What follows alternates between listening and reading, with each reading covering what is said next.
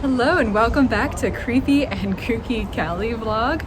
We are here at Calvary Cemetery. I am Lauren Blair Donovan, and today I have a special guest, Alex the Cemetery Seeker, who works in the death industry and has an Instagram dedicated to remembering graves. So this is very exciting for me. Thank you for being here. Well, thank you for having me. Yeah, so you cemeteries are your home court. Yeah, I've been working for a handful of different cemeteries and mortuaries, doing a bunch of different jobs, really every job under the sun, since 2012. And 11 years. Yeah, a lot of experience. I've done it a little on and off. I tried to get out, they pulled me back in. And yeah, this has just been my life for really most of my adult life. What got you into this field? Because I think so many people could never imagine. So It's so funny. I grew up on the same street as a forest lawn, and okay. I would take the bus in front of there to go to school, and I'd said, I'm doing this so I don't have to work here. And then I ended up working there. Right? I never thought I would be in this type of It's like your industry. nightmare. It was like the opposite of what you wanted. Yeah, because when you think about working for a mortuary, you think about this guy that, like, this very John Waters, creepy kind of Vincent Price, very scientific. Oh, it's alive, But when I was 20 years old, I worked as a manager at a Radio Shack when they were all closing, and I got a call to work for Forest Lawn, and I said, okay, let's do it. And I've really learned to love it, and I've learned just the gravity of my job. Really, this is someone's final goodbye to someone they love, and I really understood the weight of what my job entailed. And my first day working for Forest Lawn, my HR rep was like, let's go, I'm gonna go show you something. And she took me outside and showed me where Walt Disney was buried. Mm-hmm. And I was like, oh my God, this is wild. And I've just been on this journey ever since. I think that's awesome, and I just want to vouch for you and everyone in the field, where I just find people who work for cemeteries or mortuaries or whatever, every conversation I've had with people in your field are kind and gentle and not creepy. I think it's the best way to put it, and I think it's because of all the things that you just said, where you're around people on the worst days of their life. Yeah. And you kind of see the gravity of life in general, not just death. Yeah. And it just is a very empathetic perspective. And we're filming the intro a little bit halfway through our day. But and everything you've had to say so far is just very thoughtful and accurate, I feel like. So Thank you. I started this job when I was just a kid. I was only 20 years old, and I didn't really have a lot of life experience. And then the first real life experience that you have is watching an 80-year-old man grieve over his wife that he's known since he was 5 years old. I still remember this woman looked at me one time and she said, how do I say goodbye to my best friend of 75 years, right? So that's been my life for the past 11 years, helping people with that, listening to people's stories, celebrating people's lives. And it shows you really what's important in life, and it teaches you a lot of lessons along the way. I can only imagine. I mean, I've had my own front row to death because of my own experiences, but I'm not in the industry outside of this silly YouTube channel. So like, I can only imagine just seeing just so many different walks of life go through so many different types of losses. Absolutely. To different ages, different circumstances, you've had an education for a lifetime. Absolutely. For sure. I wouldn't trade it for the world. I think that's awesome. So we're gonna find some more graves, so we'll be back in a minute. Oh, and one more. As always, got Lady Grimmy having a grand old time. She's Lady Grim. I didn't think of that when I named her. Really? Lady Grimaldi. It was just a Grace Kelly thing. Grimaldis are the royal family of Monaco, but Lady Grim kind of worked for my secret goth self in a little cemetery.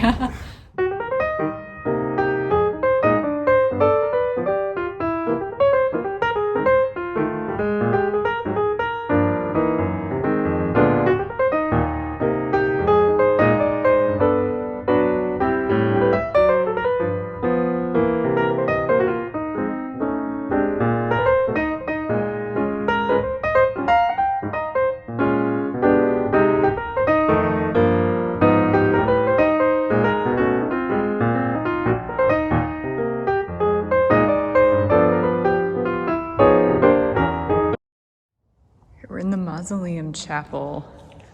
And what's striking me is that there's these little niches where you could be in church praying, looking at tombs.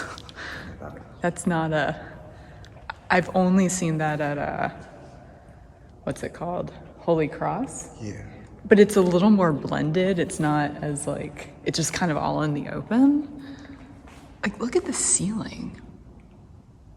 That's insane.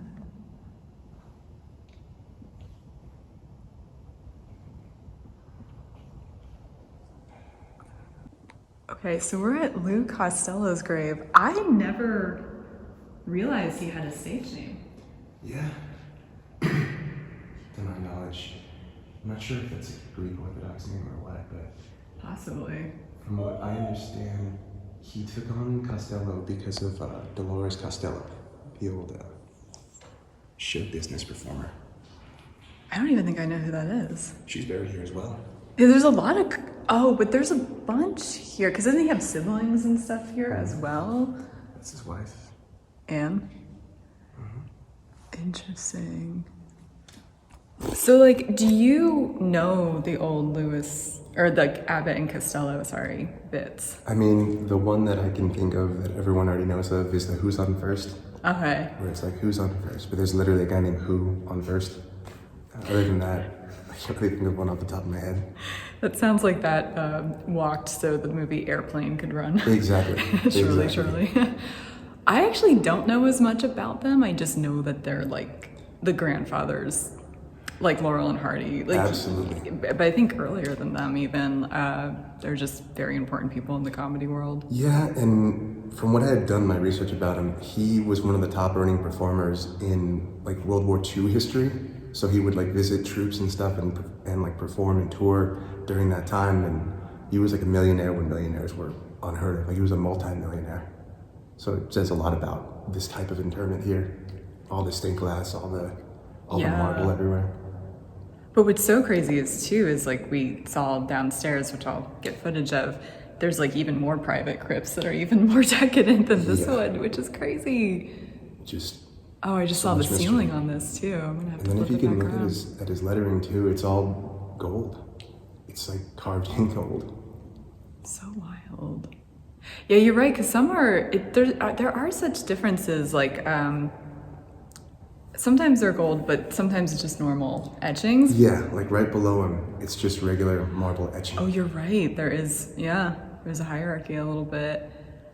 Have you been to the Santa Monica Woodlawn Cemetery? I haven't. That is on my bucket list. It's bucket really list, cool. But that's on my list. You can call it a bucket list, like a different kind of death, but before death bucket list. Yeah, if I want to spend an hour on the 405, pretty much. Right, yeah, it is annoying to get to Santa Monica, I agree. But it's a really cool cemetery, and they have a mausoleum where it's all completely like white, like you almost can't see. You can, but the camera could barely pick it up. An overwhelming amount of white, or? Yeah, it was just all like, it was like clear tattoos, or those like white tattoos. That's what it reminded me of. Yeah. And it also wasn't well lit. I don't know if it's always like that or just on the day that my friend Lucy and I went, but it was hard. There's a reason why the camera had trouble picking it up. Interesting.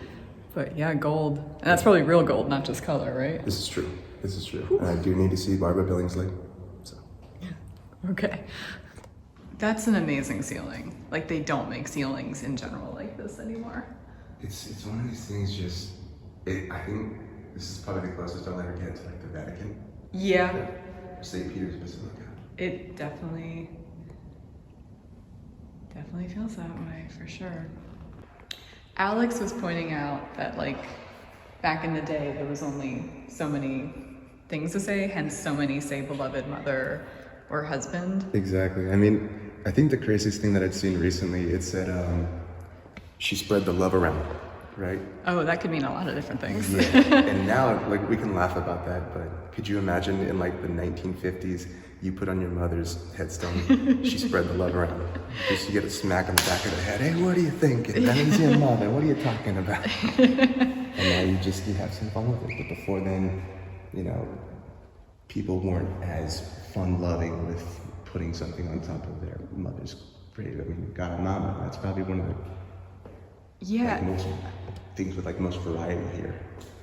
And you were pointing out this one too. God bless you, dear mother. Yeah, that to me, like, that's shaking up the foundation, and really, it's a very nice thing to say, you know? Beloved mother, beloved husband and father. There's no sentences on here. Yeah. That's so interesting because other guests have pointed that out. Like, there's been some ongoing jokes about how everyone was a beloved wife and husband, and it kind of feels like the lady doth protest too much. Yeah. But this is why it's fun to have someone in the death industry on here, because that contextualizes. That's just what people did. Yeah, there's no grade that says he was all right. Which would be funny. Yeah. Like Lauren Blair Donovan, mediocre human. She tried. She did good sometimes not so much, you know, realistic. Did it cost more to get this stuff, like more, I guess, like engravings? I imagine it, maybe? Yeah, I mean, the thing about the funeral industry is that they really nickel and dime you. Yeah. So I'm not sure if it's per letter or what, but I mean, if you want something etched in, it's definitely going to cost more. That's why you had Antonietta Barquet. Yeah. Just her dash. Yeah. Just dashes. That makes sense, because it wasn't, I don't think, in the same value system. We're also in an Instagram culture now, so I wonder how, like, there's more and more people that are online sharing graves like we are, and I'm kind of curious about how that's going to skew trend-wise. Yeah. I mean, now you see QR codes on graves, right? Yep. You see QR codes, and it takes you to a video, or it takes you to a website. Like Thurl Ravenscroft, Mr. Mean One, Mr. Grinch. Mm-hmm. He's got his QR code, but it's mostly for his military service. But oh, that's interesting. It makes you wonder, like, are you going to have an etched-in QR code on there? Right, because engagements and baby announcements didn't used to be, like, they didn't have bells and whistles, and now everyone makes, like, a huge party out of everything, and it's mostly for social media and not even about being present and celebrating. It's exactly. Strange. Death might be happening too. Let them do it for the grand culture on their headstones. We'll see it as millennials and Gen Xers start dying more frequently. What will happen? You've heard it here first. You're on Creepy and Kooky. We're ahead of the trends in death.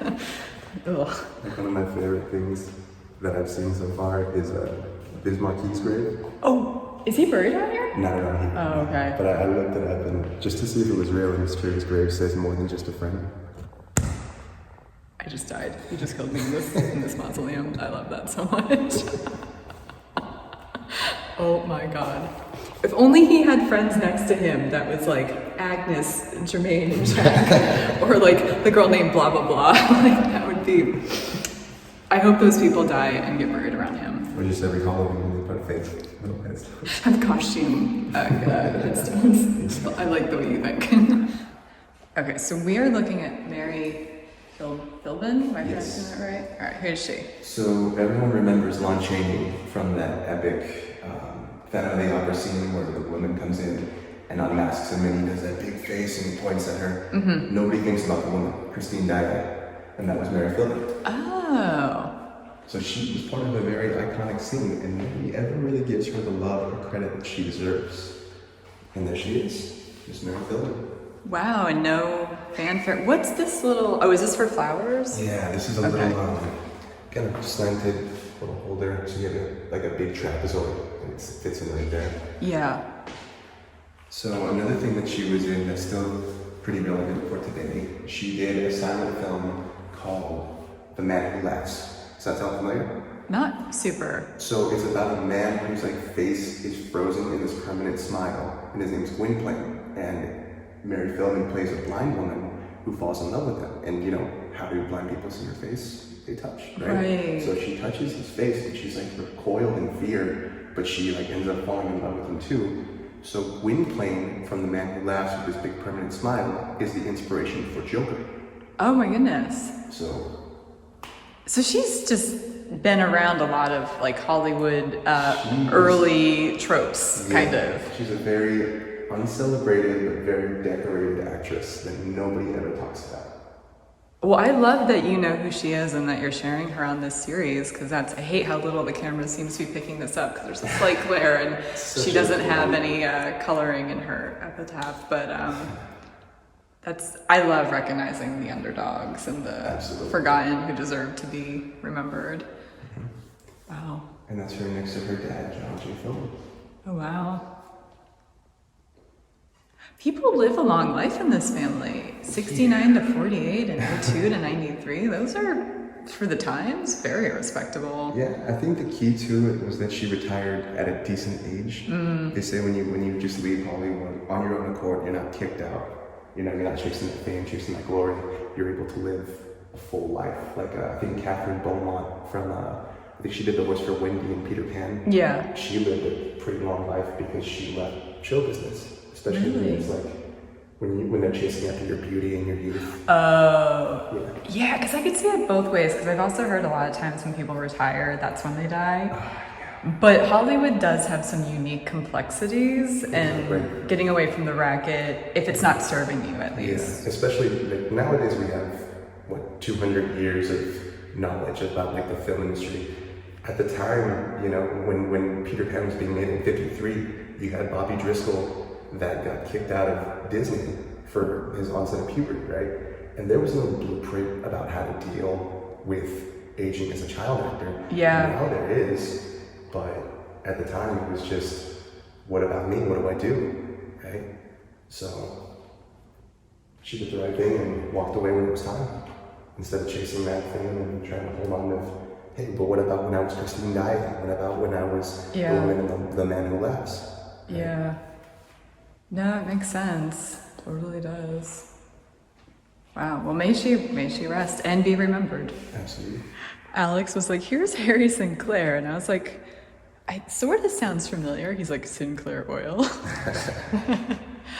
Wow. I didn't know oil people were out in California. I always think of Texas. I don't know if he retired out here or what, but he got this nice little spot over here. But it's not like very well occupied. It's only like 4 people. I mean, it might have been luxury back in, 1956? Yeah. You got his own little spot. Looks like he was the first. And I know families sometimes change their mind or move about like where they want to be buried. If they move to New Jersey, maybe they were like, well, we like it here, or want to be cremated or whatever, but still, that's pretty decadent. So there's one thing here that just, it always really messes with me. So did you ever hear the story of the actress Mae Murray? If I have, I'm not thinking of it. She's interred over at Valhalla Cemetery, and she is buried in kind of like a poor section, right?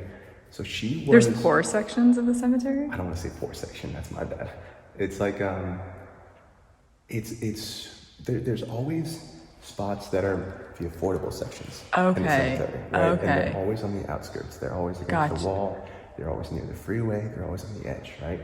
So Mae Murray was a big-time movie star in like the early 1900s, and she married a man named David Midavani, who convinced her to walk out of her MGM contract. And they spent all her money, and when she ran out of money, he divorced her. Right? No. So she was left penniless, and she tried to go back to MGM, and they wouldn't let her. So she just did these small-time shows. She was this big-time actress, now doing small-time stuff. One day, she was found wandering St. Louis, thinking she was in New York for an audition. She was out of it. Oh no. So she retired to this actor's home back in that one actor's home in California. I can't remember the name of it. And she ended up eventually passing away, and had this very small grave, despite her early success. And if you look at the last name under Sinclair over here. Oh, Virginia. So David Midavani, the Russian prince that basically bankrupted Mae Murray. Oh, he was a Russian prince too? Wow. He was a Russian prince, but he didn't have money. Okay. And he ended up marrying the daughter of Henry Sinclair. And that is their son. Where's he buried? So on Find a Grave, he's supposed to be buried around here somewhere. Okay. He's supposed to be up in one of these walls.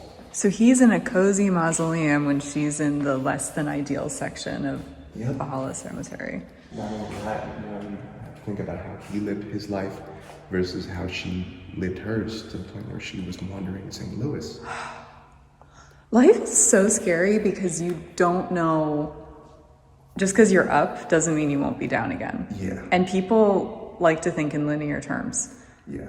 And it's one of these things, like, I come here and I was looking for him and I was like, if I were to find him, what would I say? What would I do, right? Because there's part of me that's like, respect for the dead. Yes. Right? But there's a part of me that's like, you son of a bitch. Yeah. What a horrible thing to do. Ethel Barrymore, who is related to Drew. Is she separate? Because I know a lot of Barrymores are in this, but not together. Oh, I mean, there's a lot of Barrymores here in this mausoleum, about a 2-minute walk from here. Okay. Interesting. But she was, I believe, an Academy Award-winning actress. Most of them are. Or were revered in the theater or vaudeville times, for sure. Drew Barrymore is a Nepo baby that I just have no problem with. Because she also didn't have the easiest upbringing. Her parents weren't successful. Her grandparents and so on were. Yeah. So it's a little bit of a misnomer to call her a Nepo baby, even though she has the DNA, though, for sure. It's so funny to me because, like, I was having this conversation with a friend. What was Drew Barrymore's best performance? Oh yeah. What was her most epic movie? Like, cause you go from like Good Night, Sweet Prince, Barrymore's over there, and then you just think like, okay, the fate of the Barrymore lineage rests on the shoulders of Drew Barrymore. And she's breaking curses. Yes. Left and right. And it's like, you have all these decades and all these generations of acting families and Academy Award winners and stuff. 51st Dates. That's your favorite? No, I mean like, that's what she's doing, right? 51st Dates, Charlie's Angels. Right. Like, was she in Blended? Oh, I don't know. Yeah, Adam Sandler and Drew Barrymore. I don't know if I've seen that one, but The Wedding Singer, I know. Yeah, and it's like, what was her most epic role, right? Was it Riding in Cars with Boys? Donnie Darko? Oh, I forgot she produced Donnie Darko too, yeah. I mean, it's hard to pick, right? Because you almost have to pick a favorite rom-com, which for me would be The Wedding Singer. True. But I also love Riding in Cars with Boys. I also, even though it's not great and aged terribly, I enjoy Never Been Kissed. And it is iconic, whether people like it or not. But she was also in E.T. Yeah, she was. As a kid. Yeah, she was. I forgot about that. It's easy to forget because she's been in everything. Yeah, you know, and it's just so funny because, like, I think she has 2 kids now. Because after this, I looked up, like, you know, what does she do? Like, she has a talk show now. Yeah, she has that talk show, and I'm like, okay, are her kids going to be actors too? Are they going to go down the wacky rom-com path, or are they going to be like epic stage actors? Right. It's I don't know. Hard. I mean, they're still pretty young. I feel like they're elementary school age, give or take. So who knows? And I think they're start them now. Yeah. I mean, which I don't think she's putting them in, which I appreciate. I think that's good. And I think the dad is in some kind of cool industry that might be adjacent to Hollywood, but I don't think he's a Hollywood guy. I forget what I don't know if he's not a photographer, but you know what I mean? Like something, but Will something, Copeland maybe, but I forget what he's known for something, but it's not like an actor or anything like that. So they could go a lot of different ways. Yeah, I never thought about that. Different influences, but just crazy. I always wonder, like when I was at Aaron Spelling's grave, I'm like, what if Tori was here mourning when I'm trying to film with like a selfie stick and like my dog, and you know, it's just kind of like you're so used to graveyards being anonymous, at least where I'm from, or the East Coast. There's not a lot of famous interments where I grew up, and I don't know, people could be around. Yeah, I mean, I've thought about that before because every time you come here, there's always a kiss on the graves. Yep. Right? Like, right now there's one. I've seen 3 or 4, right? Which is crazy because she died in the 50s. Yeah. And it's a woman's lipstick kiss. Like, was she a lesbian icon, or people like, why the kiss? Marilyn Monroe, I kind of get, but like that's funny. I never thought about that. But either. It's just interesting. She seems remembered, but a little obscure, if I'm being fair. That's true. That's true. And I'm just thinking, like, am I going to run into Drew Barrymore here? You know, like it could happen. As crazy as that sounds, and as like altruistic as I try to be when I'm coming here, there's part of me that's like, is she here? Huh? Did she come to East LA? Well, you have to acknowledge it because you have to be prepared so you're not like a schmuck when they're mourning. That's true. You know? Like, ooh, put down the selfie stick, put down the selfie stick. Do not invade their privacy. If nothing else, that's how I look at it, at least, when those thoughts cross my mind. I've thought about it, and I'm like, do I big league Drew Barrymore and be like, I don't, and just pretend like I don't know who it is? Do I big league Drew Barrymore? Probably, just because I think that's respectful for what this place is. Yeah. They probably do want privacy when mourning or paying respect. I don't know though. Maybe they want to make friends though. I don't know. That's true. Stars just like us, like we're making friends today in a cemetery. We could make friends of Drew in a cemetery. Drew, if you're watching, we'll meet you in a cemetery and be your friend. I'm not kidding. Like I'm ending the series, but if you see this months from now, I'll come back and do a special episode. I'll say hi. I won't big league you. I promise. Bring him with. We'll be on our best behavior. We promise. Pola Negri? Is that how you say it? Pola Negri. She was one of the first femme fatale sort of characters in old school Hollywood movies. She was a frequent collaborator with Rudolph Valentino, like to the point where it was speculated that they were going to be married, and she claims that they were going to be married.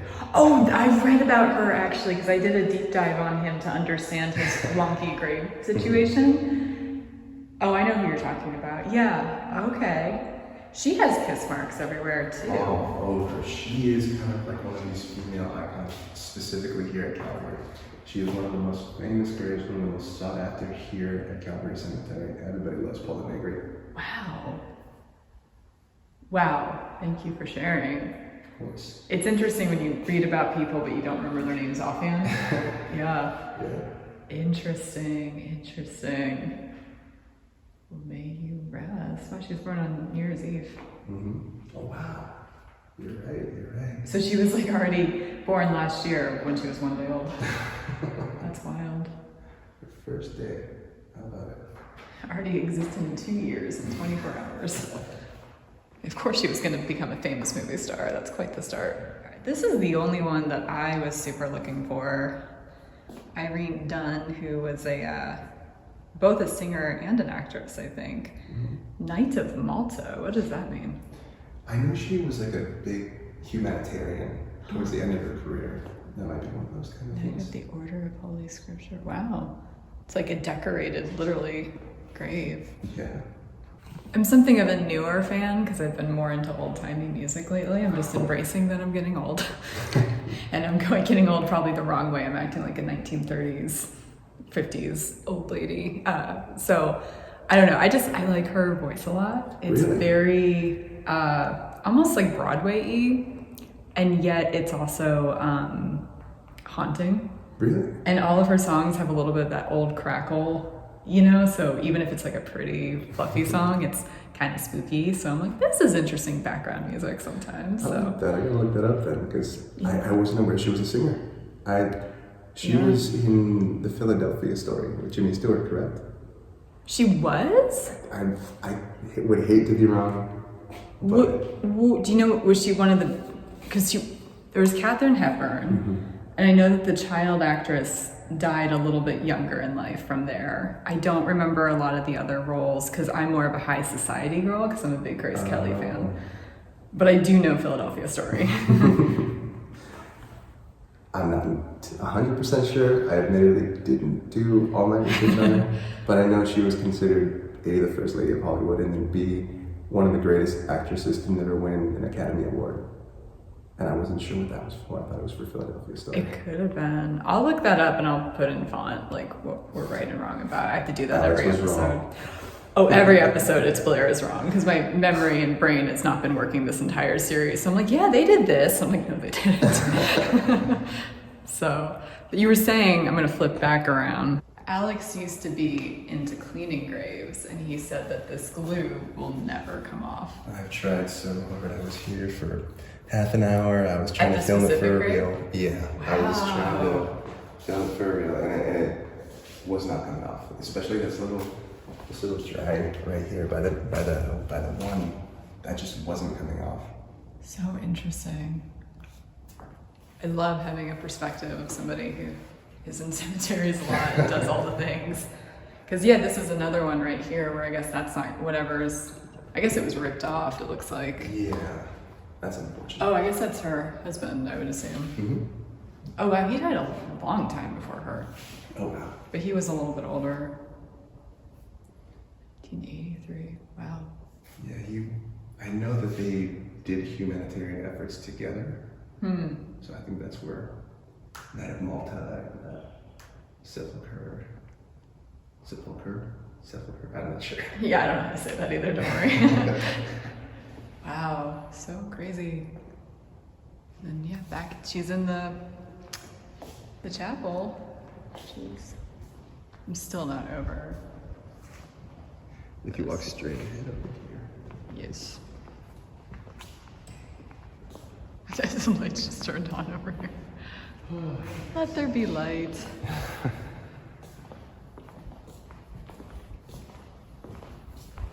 Oh, another Barrymore. A couple Barrymores.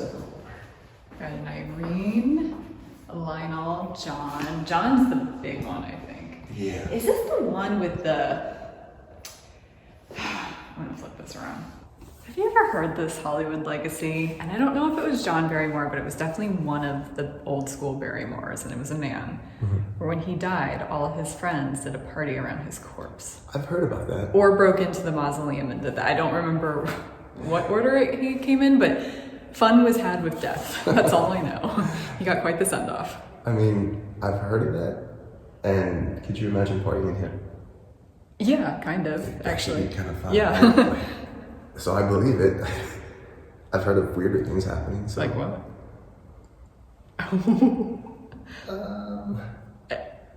You don't have to say anything you're not comfortable with. I mean, it's not the most unheard of thing, right? So, I mean, if they party with him, awesome. Seems like a fun guy to party with. Yeah, he has kiss marks. The Barrymores are beloved. Lionel has kiss marks too. He has very fresh kiss marks. He has a lot of very fresh kiss marks. Yeah, like the germs are still on there probably. Yeah, and from what I remember, I think Lionel Barrymore is a cenotaph. Wait, what, sorry? I think Lionel Barrymore is a cenotaph. I know what that is, but wait, sorry, explain that to me, because now I'm getting all my cemetery jargon confused. That's just a marker for him. He's not really there. He was at one point. Got it. Someone told me that he was disinterred and then cremated, which is a tall task to ask somebody. I've done that myself, and it's not fun. But I can't imagine. Why do people change their minds about their relatives so long after the fact? Well, I had seen a woman before that was moving up to, I want to say like San Francisco, and she wanted to take her husband with her. So he had been dead for 15 years, and they disinterred him and then cremated him, and she took him with her. But like, sometimes, I understand when people disinter, right? Because I think Karen Carpenter was at Cypress, and now she's at, I was just there, Valley Oaks. And Judy Garland was on the East Coast until really recently, and now she's in Hollywood forever.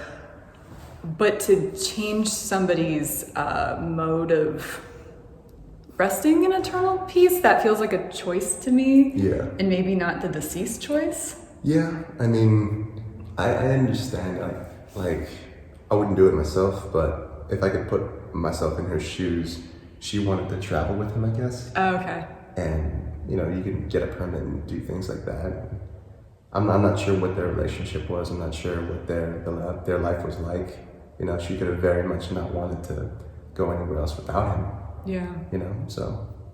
Fair. Who's to say that one day I won't do that myself, right? Yeah, no, there's no judgment. I just was curious because some people are very specific, especially nowadays where there are more burial options. Yeah. Some people are very against one method or another, so it's an interesting question, but, Like, sometimes when I would do funeral services and stuff, you would see that attachment. Right, you would see that very strong attachment. Someone would be like, no, it was just time to go. Someone was like, no, I'm taking him with me forever, in life, in death. That's my husband, that's my partner. I can't, we're in this together. and just going everywhere, like Paul Bearer from the WWF, just carrying around the urn everywhere you go. Just it's more common than people think. Oh, I believe it. And there's no wrong way to grieve. Yeah. You know, whether it's distance from the deceased or absolute closeness. Yeah. It's whatever people need to do. But cenotaph, that's right. Yeah, because Amelia Earhart has a cenotaph in Valhalla, and I remember reading that and being like, at first, like, she's not there. What? Oh, right. Rewriting history, right? Yeah, right. She died in California. Her body was found. Absolutely. She's here. Just a quick close-up of all the kiss marks and Lionel, who might not be home. No. And Irene, who passed from, I believe, over-dieting, as they called it back in... Oh no, is that just eating disorders? Yep. Okay. Yep, that is anorexia. What year did she die? It doesn't say. I'm not sure, but I know that it was around the same, like, I think it was before, it was way before. Oh wow, so she was one of the more famous eating disorder deaths before Karen Carpenter, because she's the one that gave that a face. Yep. So I didn't want to speak too much about her at her grave because of how she died, you know, but for anyone watching, I'm very aware of her history and just made a choice while filming. We've hit on something that I do talk about in videos sometimes, where respecting the dead. You were like, I don't want to say anything bad about, you know, the guy that was married to, I forget her name, I'm sorry. I'm so bad at it. Thank you. And we kind of just talked about it at the Barrymore place too, but it's like, for me, I used to be like, yes, respect the dead. And I still don't like to talk ill in front of the dead or anything too controversial in front of their graves. There's been a few controversial graves, and besides Hugh Hefner, I'm like, we're gonna walk away and have this talk, like Kim Fowley, problematic manager of the Runaways. But also respecting the dead means respecting that they were people who were complicated and not giving them this like Disney edit. Yeah. Do you have anything to expand on that, or do you have any other thoughts on that? I think it's so funny because I try to take myself out of this thing where I think I'm a character, you know, and I remember that I'm a real person. So there's times where I want to have like my little Spider-Man moment where I'm like walking through the cemetery like that. Like after I just went to somebody's funeral that I know was like not a very good person, right? Like, so I try to not have that little Peter Parker walking through the cemetery thing, but you know, sometimes I really have this intimate moment where when I visit a grave, I'm like, do you accept that you were flawed? You know, I really have that moment where I just, Interesting. you know, I'm thinking like now in this afterlife medium where whatever you believe, you know, if it's there, if it's not, where you are now, do you accept that you were flawed? Have you come to terms with that now? You know, do you see that you were wrong? Were you able to? Did you not accept it? You know, and I think I just take in like the history of everything, and I get up and I walk away. And Interesting. I try not to hold too much ill will. Right. You know? And I just kind of let it go, and I start to move. There are some people I've visited that I haven't posted to my page because of the things that they've done. Right. And I'm like, this is something I can't share, but this is for me. You know? Sure. So it's kind of it's a rough ask, you know.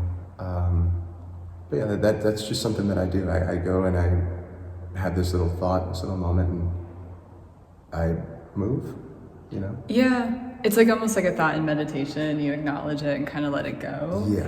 That makes sense, because at the end of the day, I mean, people do the best that they can with the circumstances that they had and the tools that they had, and sometimes that does not manifest beautifully. Yeah. But nothing happens in a vacuum either, so it's complicated. Yeah, absolutely. But yeah, there's a lot of complicated people here, one way or the other, whether they're famous or not. And that's what we're gonna say. And this is really cool. Yeah, it's like so many layers here. It's kind of like going to Hollywood Forever. You're like, oh man, this is so cool to be at this person's grave, but You gotta take the good with the bad. Yeah. Or the bad with the good. You can't overly glamorize and you can't overly vilify. That's kind of how I look at it. Exactly. Okay, so this is Barbara O'Neill. And who is this Barbara O'Neill? So this Barbara O'Neill had a stage name by the name of Peggy O'Neill, and she was a very cutesy young actress. She was only 21 years old, and she won, I think, a modeling competition when she was 17 or 18, and she won a contract with Paramount, and they signed her to a couple of deals. She did some small-time roles for them, and she fell in love with this Hollywood producer, and she had already been divorced. She divorced her young husband after he got out of the military, and she was in love with this producer, and they were at his apartment one night, and they had a particularly bad fight, and he stormed out of the house, and she took her own life by overdosing on antidepressants. And it was just so tragic, because she was so young and so pretty. And to this day, people still come to visit her grave. But this is not the one that was on House on Haunted Hill. No. She was only 21. She'd only done a handful of films. And she was very funny. I've seen some of her things. She was on this movie, I think it was called The Song of the Open Road. And she played her part to a T. She was very funny. Her timing was great. But she took her own life and cut her own career short before people could see her real potential. And it's just so heartwarming that people still come to visit, right? Yeah. From what I had seen on Hollywood Graveyard, he really showcased it. And I think that people come down to decorate really because of what he said. No, that makes sense. Because all of this is fairly recent, you know? Yeah. When you watch this on Hollywood Graveyard, he came down and there was nothing. Now afterwards, it's been like this since February. Oh, did he do a recent video on it too? I think it was years ago. Okay. But I came down here for just to pay my respects, and I saw all these hearts. I thought it was just for Valentine's Day. But I think people are still coming and still decorating. It's crazy because I heard about the House on Haunted Hill actress. It's possible there's conflated information on the internet, but I think she also took her life. Wow. And this thing that I found, I couldn't re-find it before we filmed, so maybe it was false, but she had an unmarked grave for a while, possibly here, but not in the mausoleum. But then eventually, I think fans got her a headstone, but I couldn't find who. Maybe it's not even the same name. Maybe people are just conflating all kinds of things. But there is someone from House on Haunted Hill who died. I want to say maybe the 40s also, but maybe the 50s tops. I think she was like 30 or 40 something, and it was a sad demise. And it's some kind of folklore, but I couldn't figure it out before our trip here. So there could be some truth to why people get this confused. The actress could be here, but just not. I don't think she's in the mausoleum, though. Yeah, it was funny because when I looked up Peggy O'Neill, I found that other actress, right? And I was like, wait a minute, what? She was very popular. And then it just hit me, no, it's not her. And I thought, dang, like the people that really want to celebrate Peggy O'Neill, this young one, and just commemorate her life, I wonder how confused they often get, right? You have to wonder how people, even with non-famous interments, think that they found John Smith from high school, their college crush, and it's not who is in that grave. So one time I accidentally got into the Great Mausoleum at Forest Lawn, right? Like the forbidden section. Yeah. And I was walking out and I was like, oh shit, where am I? And towards the end, there was this one headstone, and I freaked out because it said Frank Sinatra, right? It said Frank Sinatra, and the date was like 1993. And I was like, what? And I was like, no, that's not right, because Frank Sinatra Jr. died in the 2000s. Yep. And then the other Frank Sinatra's over in Palm Springs. Yeah, Palm Springs. Yeah, it's like, who the hell is this? Yeah. And everyone was like, oh, it's Frank Sinatra. And everyone's like trying to sneak pictures. I'm like, it's not Frank Sinatra. That's not old blue eyes. That's just a guy named Frank Sinatra. Jon Stewart's in every graveyard, I swear to goodness. And he's, knock on wood, as of filming, still alive and well. But yeah, I'm excited. I'm going back to Forest Lawn Glendale soon. And I'm going to be at least permitted into the secret garden where Sam Cooke is. Someone's giving me access. So subscribe and keep watching if you're into that. We might go to the mausoleum, but we're not allowed to film, obviously. But like, oh my God. That's awesome. I'm excited. My friend Lacey's gonna come back, and she's like one of my main co-hosts that I've had a lot, and we're morbid girls, so we're very excited. That's very cool. Very happy for you. Because I've been to the open part of the mausoleum, still not allowed to film because the security guard told us, and we were already sneaking in Grimm, so we were like, okay, we'll respect that we can't film Elizabeth Taylor's grave, but that's kind of all we can see though. So yeah. Well, may this Barbara/Peggy O'Neill rest, and may the other one, assuming there isn't like a name mix-up, the other one from House on Haunted Hill rest too. Yeah, wherever she is in here. Yeah, I'm pretty sure it was a ground grave, but we'll see. Alex is showing that this was a cross, but it fell off, and then this one is, as he put it, a Jenga ready to fall down. I feel like I want to be in the commercials. Jenga, Jenga, Jenga. But like how, oh my God, 1928? Mulhausen is not, Alsace, Germany. Like the voyage. Husband.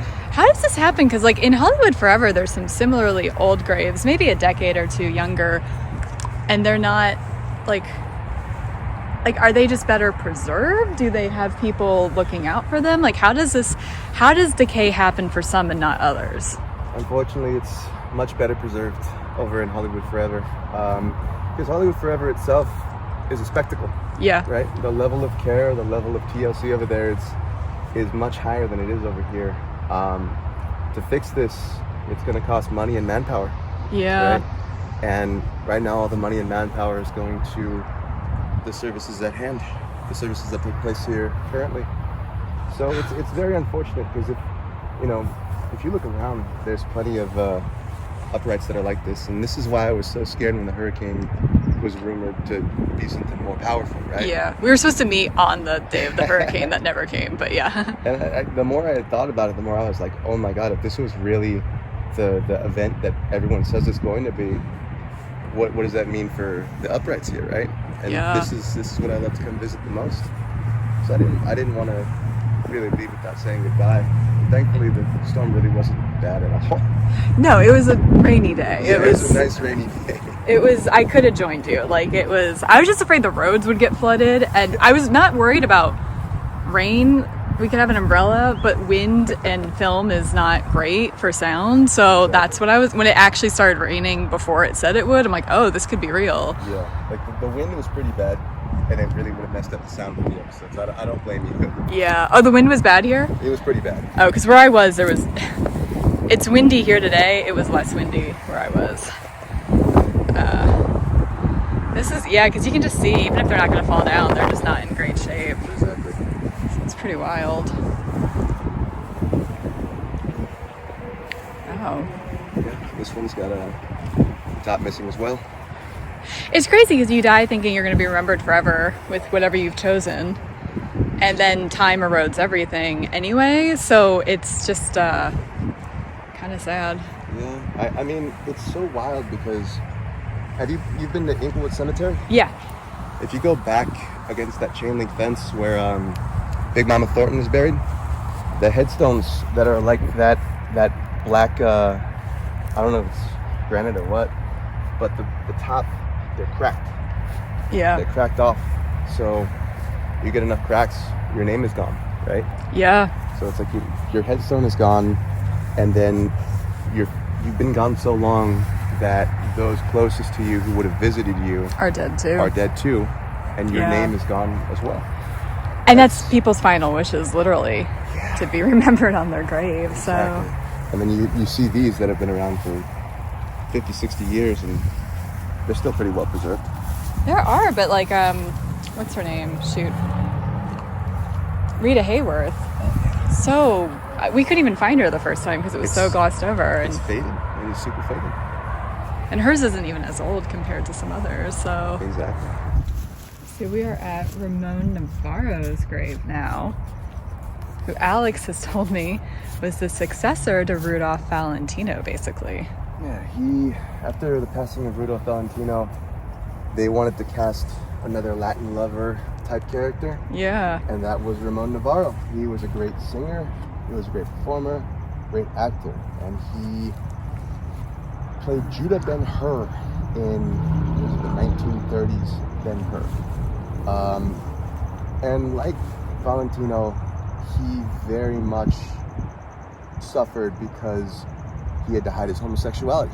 Oh. He was a devout Catholic, and to suppress his, really who he was, he turned to alcohol, and he suffered with his alcoholism. Was still very successful, and he retired from acting, lived out his days, but one day he got a phone call from some men offering their sexual services. So he took them up on their offer. They came down, and it turned out that they were some teenage brothers that weren't interested in prostituting. They were harassing and hate criming, basically. Well, they robbed him. Yeah. They robbed him and beat him to death. They literally beat him to death. And whoa, they escaped with $20 that he had in his robe pocket. They tortured him for hours and hours. And oh god. They barely got any jail time, which was the worst part. But it was just a really sad ending for someone that was so decorated and celebrated.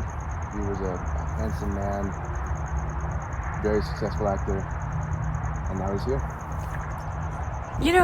Okay, so I had a lot of thoughts starting with Rudolph Valentino, but it kind of continues into where the story goes. People don't realize that so much of life is the luck of when you're born. We like to act like we're in control because it's less scary, and I get that, but there's a lot of gaslighting from systemic stuff. Like, you know what I mean? Like, obviously, if you were a black person in the 1800s, you could have been a genius, but America never would have found out, because you were probably enslaved. And with Rudolph Valentino, perhaps on a lighter note, to be fair, but allegedly he didn't even speak English very well. Wow. And I don't know if that's true, but I've heard that from multiple sources. And it's argued that even if he didn't die young and tragic of, I think appendicitis, I think it was something super preventable by today's standard, which is a different rabbit hole for what I'm talking about in its own right.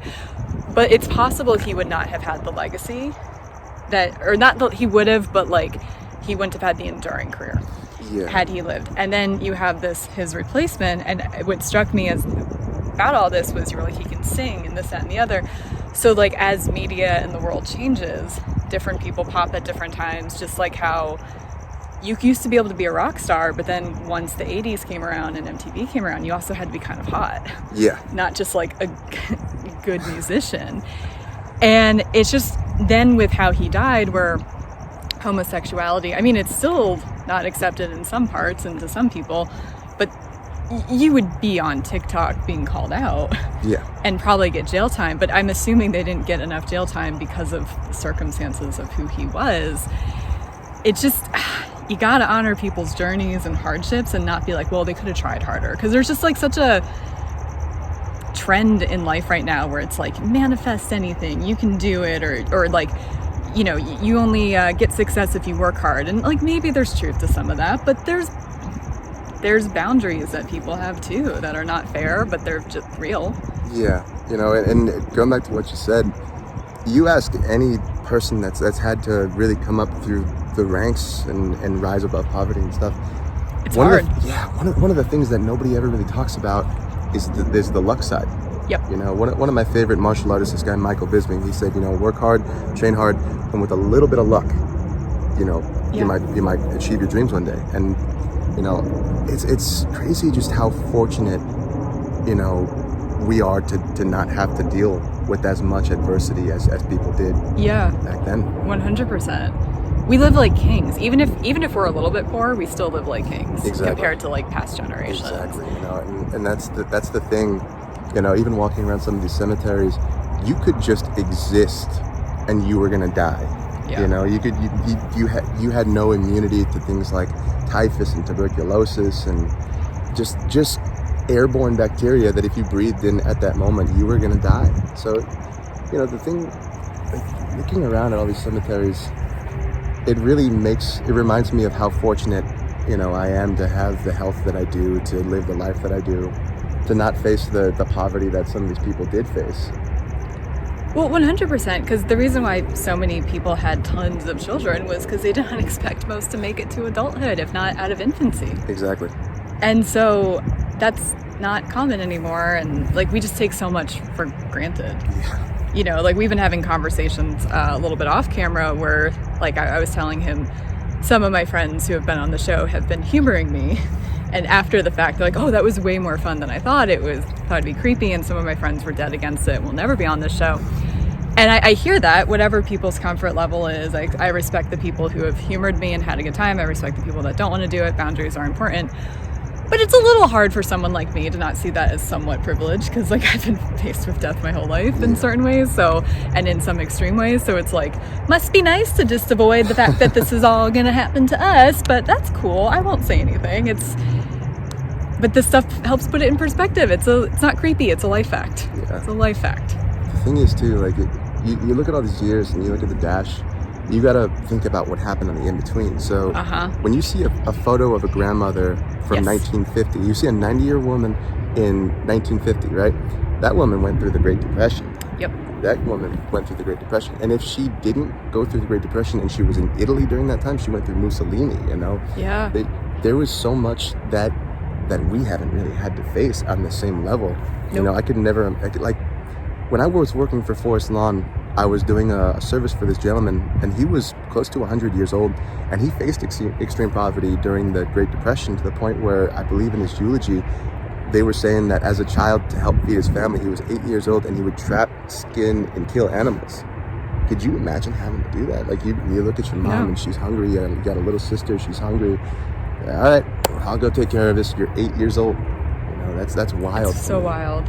It's so wild. And that's the thing too. It's like we think of like when we see people that we touched on this, I think a little bit earlier, but like when you see someone made it to be a nice old age, you're like, oh cool, they were a grandma. But like they had their hearts broken. Who knows what financial hardships they've had up and down? Who knows what health battles they've had? Like the birth and death date is nothing compared to the rest of their life. Exactly. So like you that's the thing.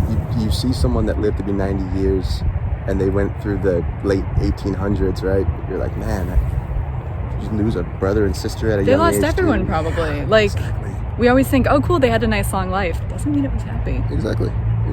Hopefully it was, but no one gets the Disney edit on this channel. Like, it's just, life is life, you know? Yeah. You live to be 102. Everyone you grew up with that was older than you, they're gone now. That really creeps me out. With my parents' generation slowly starting to die off, it's been re-triggering me all over. Even if like a distant family friend dies, I'm like, another person who knew my parents is dead. And it's not the same thing that we're talking about, but like getting old sounds scary to me. Almost scarier than death in a way. Yeah, you know, that's wild. Yeah. Well, thank you so much for showing me this grave, because that's very interesting, and that allowed for some, I think, important conversation. So of course. Maybe, what a terrible way to go. Like that makes me mad. Like I'm so sorry, sir, that was your end. Like that's not fair. Legendary man. Deserved better. Totally. Oh my god, I was just at a mausoleum like this, but this feels taller. This is bananas. Shoulders perked up. Yeah, I feel all of my height fears in my body looking over. I don't want to do that from up there. That's too much. Wow. Yeah, we were just talking about, because this mausoleum's newer, and we're just talking about trends. So in the other one, it was so clearly Art Deco 1930s, and now it's like more modern, and it's like, how are people going to remember this 30 years from now? Yeah. Like, wow. Of course, they went with the super smooth theme, very polished, very, very well done, you know. Or like a very witty thing that may or may not age well. We were having some laughs off camera. Like, what do you mean by she spread the love around? You really wrote that in your mom's grave or something like that? That aged worse than it probably was at that time. Do you know what you want to have on your epitaph? Somebody asked me that the other day, and honestly, I can't. The way I think about that is a lot like, kind of like one of my tattoos, right? Yeah. It's a final decision, pretty much, right? And I could easily be like, I want the same thing on this other arm just to match it, right? But I always saw tattoos as a way to tell your story, right? So my story's not done being written. So what if you just had your tattoos etched into your grave? If they want to spend 20 plus hours, they're more than welcome to. Yeah, or just, I don't know, find an artist that like it's once their big start in the headstone industry or something. Exactly. If you want to have a guy etching that all in, by all means, that's cool. Put the storm on there, put the angel, all that stuff. But you know, with my headstone, I like to think like, I don't know what I would say yet because my story's not written, right? Yeah. If I were to pull a quote or a song lyric right now, who's to say that one that doesn't define me more will come along soon, right? Yeah. Or what if I choose it right now, but really above all my thoughts and all my musings, what I cherish most is my wife and children that I'll have one day. And I'll say like, beloved father, beloved husband. Right. Yeah, it's hard. I don't have a good answer either. Mel Blanc is my inspiration because he had that's all folks, it worked in life and it worked in death. Yeah. But I don't, even as a non-famous comedian, I don't really have something like that yet. Yeah. The only thing that comes close is like, I'm kind of screwed because I don't think I've told you about my age. I lie about my age like all women in Hollywood. So I tell everyone I'm 53. What? You do it wrong. I look great for 53. Yes, she does. But I'm like, did I screw myself? Am I going to die at 53 and be forever 53? Like, I almost have a low-key bet with myself. Like, I might jinx myself and I just might be eternally 53. And if that happens, that's kind of funny. But I could also, I don't know, I think I would want my actual birth year, but I don't know. Like, there's something, maybe that's a fun joke. My friends would appreciate it because my annual 53rd birthday is coming up, you know? Like, You can just have that as your headstone, right? Just quote unquote 53. yeah. She was 53. Forever 53, like forever 21. Yes. But I think I could do better, I think. I could do better. Absolutely. I got Absolutely. some, but I don't know, I like the idea of having an epitaph. Like, I think that's fun. I think about that a lot because I've seen there's something just inherent about Hollywood figures. They have like that classic one-liner in their epitaph, like Jack Lemmon. In. Right? It's just in the ground. Or Rodney Dangerfield, there goes the neighborhood. Irv Griffith, all neighbors at Westwood, you know. Yeah. I will not be back after these messages. That's the thing, I kind of like you, I need to see where my career is going. Yeah. Or life, either or, to see what makes sense for anyone who knows me. I was gonna say the longest epitaph I've ever seen was a guy named Chuck Rio, and if you don't know who he is, he's the saxophone player in Tequila. Oh. Right? Yeah, that guy. He has the longest epitaph I've ever seen, and it's like to the point where it's like you have to zoom in to really read it. And some are like that. It says like the greater side of the Grammy Award-winning saxophone player of the hit song Tequila in the year 19. He was a beloved father, beloved composer, beloved musician. His whole biography. Yeah, it was basically his resume. It's so funny because it's not like a whole thing like this, right? He has a belt because he's going to be interred with somebody else. So he's fitting all of this into the smallest font. Oh wow, that's insane. That's insane. That is literally, I get that he wants to be remembered, but that's insane. It's like micro print, right? It's like you're reading a newspaper, just with the amount of lettering and the size that it is. It's like, all right, you couldn't hyphenate anything, you couldn't bullet point this. Right. I would have liked the bullet point, right? But it always just made me laugh. Like, I've been reading your headstone for a couple minutes now. It's funny. I know of Tony Martinez. That's crazy. I'm gonna take a photo and say, thinking of you. Oh boy.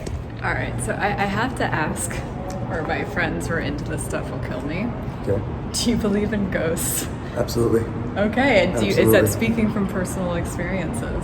A little bit, yes. I wouldn't say it's. I've been a superstitious person all my life. I believe in aliens. I believe in ghosts, all that stuff, and you know, I believed in ghosts even before I worked here.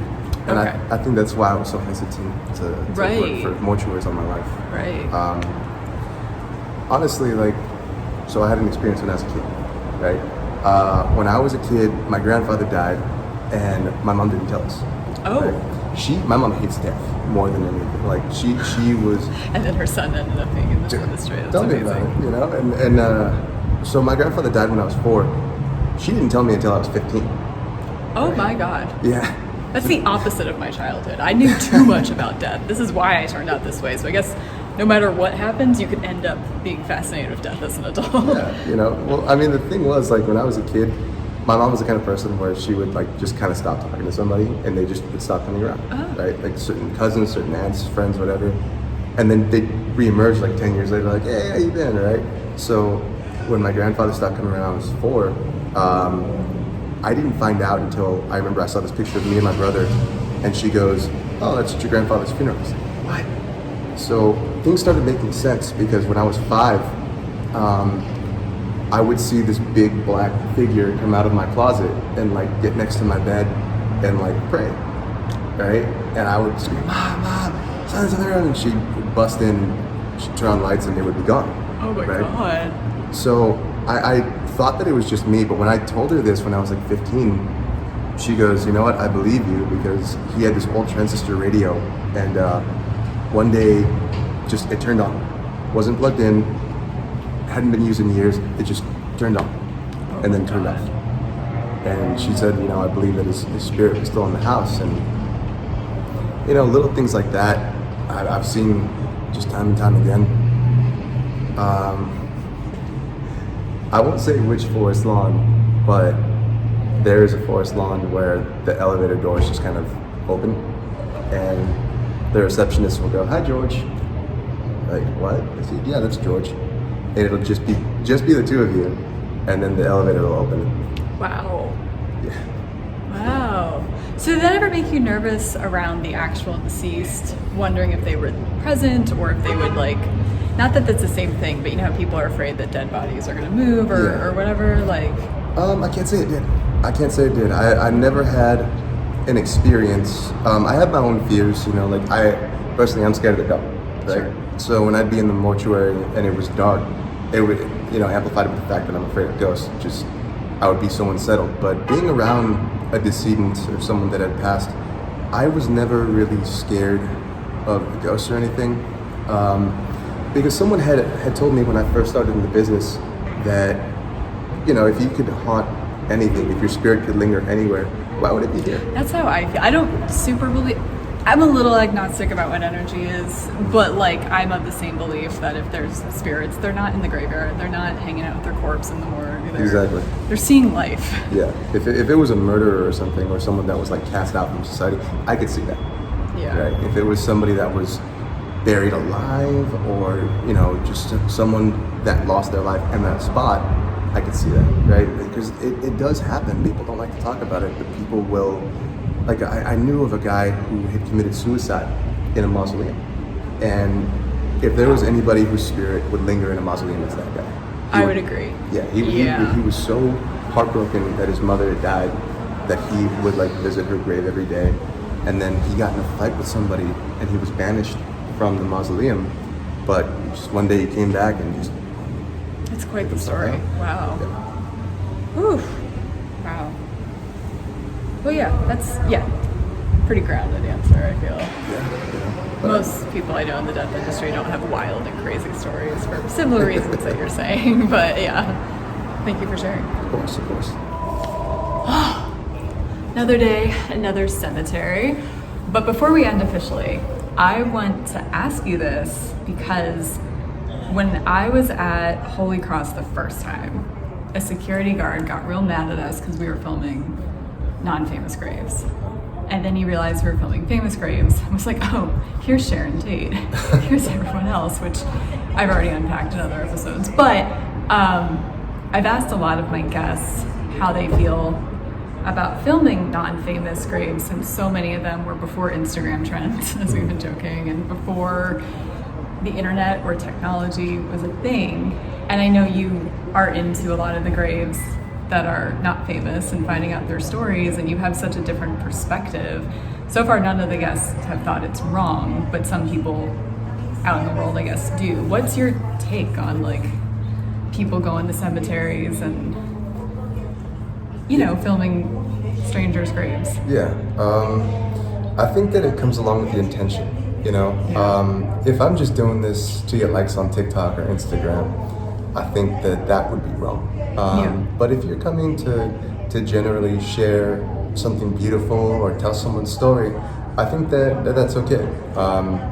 A lot of these messages here that we see on you know, these graves of everyday people, sometimes it's their last message to the world. Yes. You know, it's their final message. You know, this is who I was, this is who I loved, and this is where I've come to rest, and this is my story.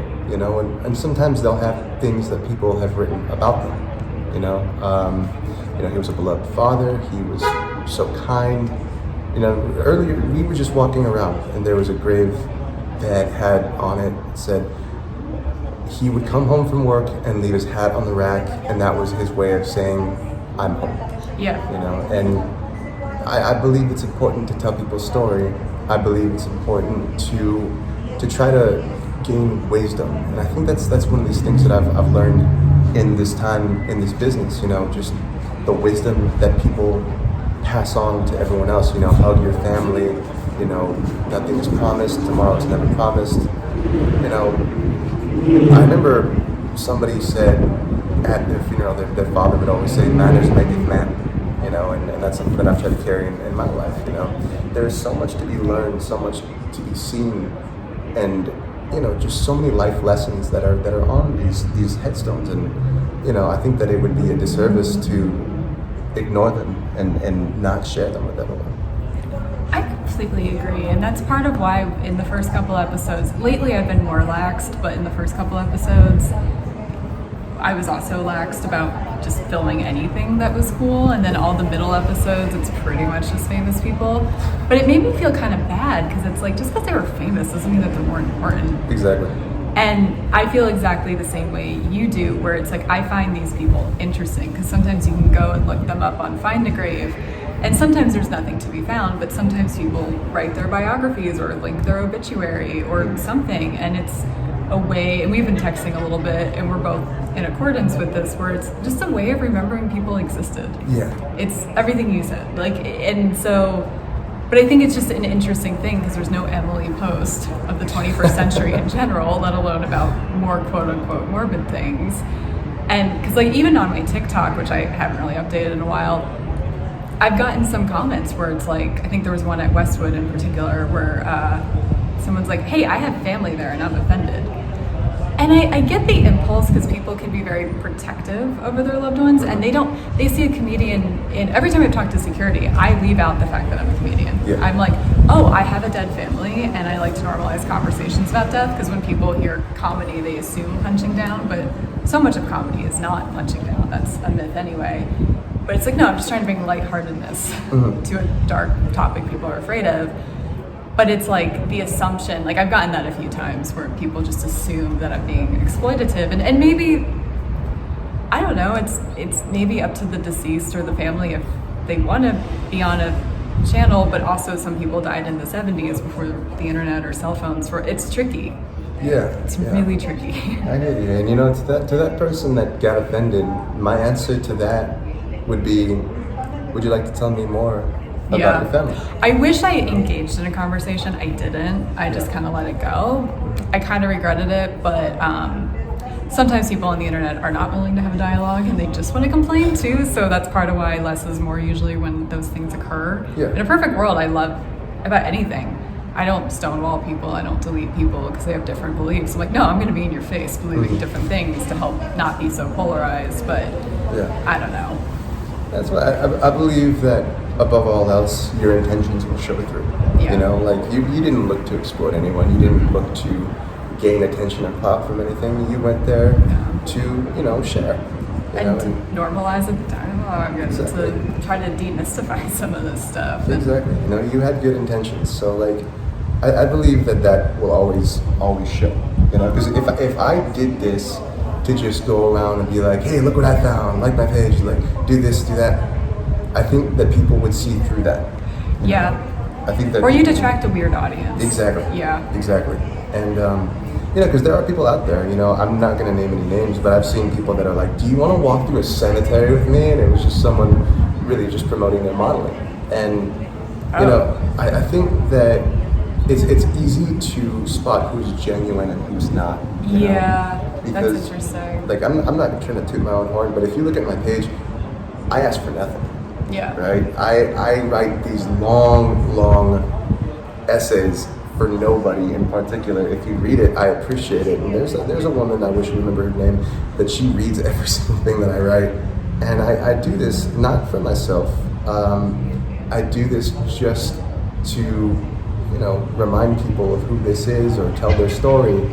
And, I think that people really resonate with that. And they resonate with it because it's genuine.